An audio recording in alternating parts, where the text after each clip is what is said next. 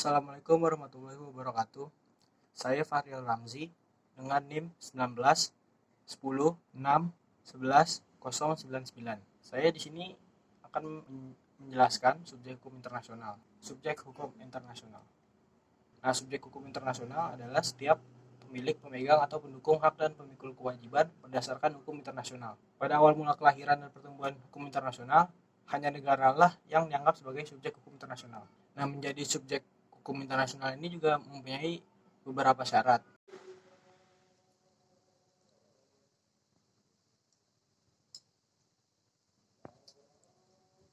Untuk menjadi subjek hukum internasional, suatu entitas harus memiliki personalitas hukum atau legal personality. Untuk dapat dikatakan telah menjadi personalitas hukum, entitas tersebut harus memiliki beberapa kecakapan tertentu. Kecakapan personalitas hukum internasional tersebut diantara lain mampu mendukung hak dan kewajiban internasional, capable of possessing international rights and duties.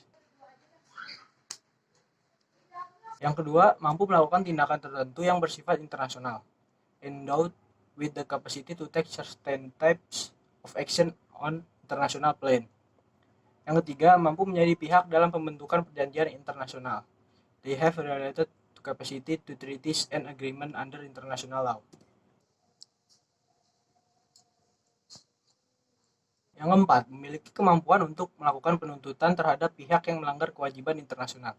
The capacity to make claims for breach of international law. Yang kelima, memiliki kekebalan dari pengaruh atau penerapan yurisdiksi nasional suatu negara.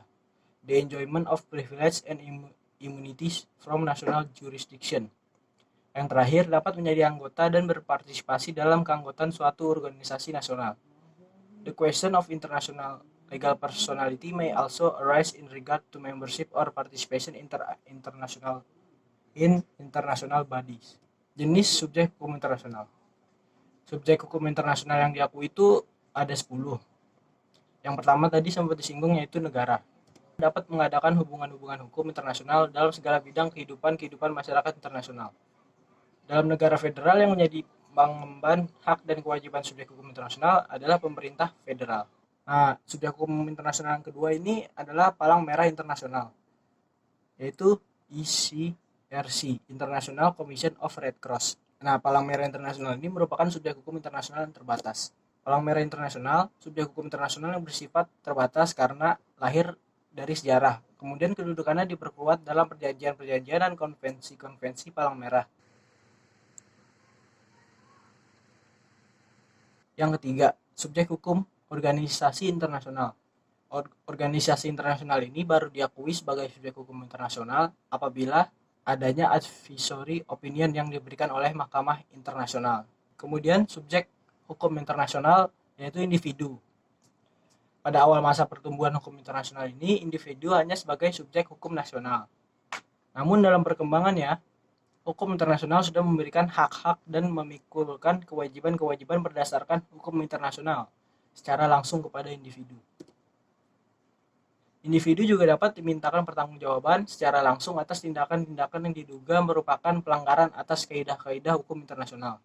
Kemudian, subjek hukum internasional yaitu pemberontak dan pihak dalam sengketa. Dalam hukum perang, pemberontak dapat memperoleh kedudukan dan hak sebagai pihak yang bersengketa, belligerents. Dalam beberapa keadaan tertentu, personalitas internasional pihak-pihak dalam sengketa sepenuhnya tergantung pada pengakuan. Kemudian, subjek hukum internasional selanjutnya adalah organisasi pembebasan atau bangsa yang memperjuangkan hak-haknya. Di sini pengertiannya masih kontroversial. Kemudian dapat diakui sebagai subjek atau pribadi hukum internasional sementara waktu saja, selama dia berjuang untuk mewujudkan cita-cita dan tujuannya.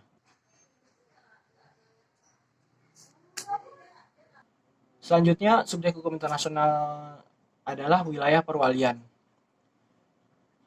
Nah, masuknya wilayah perwalian ini bermula dari sistem wilayah mandat pada masa Liga Bangsa-Bangsa. Digolongkan sebagai subjek hukum internasional didasarkan pada sistem PBB.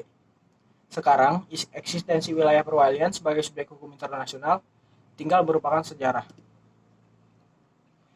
Kemudian, subjek hukum internasional selanjutnya adalah organisasi internasional non-negara atau non-pemerintah. Biasanya disebut LSM.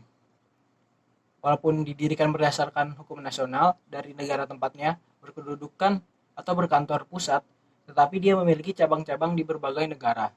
Dengan demikian, dia merupakan suatu jaringan internasional dengan bidang kegiatan dan aktivitas lintas negara.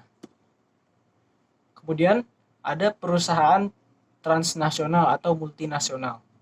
Fenomena baru dalam hukum dan hubungan internasional. Dalam beberapa hal, negara-negara bahkan juga organisasi internasional mengadakan hubungan secara langsung dengan perusahaan transnasional atau multinasional ini, yang melahirkan hak-hak dan kewajiban internasional. Sekian subjek-subjek hukum internasional. Wassalamualaikum warahmatullahi wabarakatuh.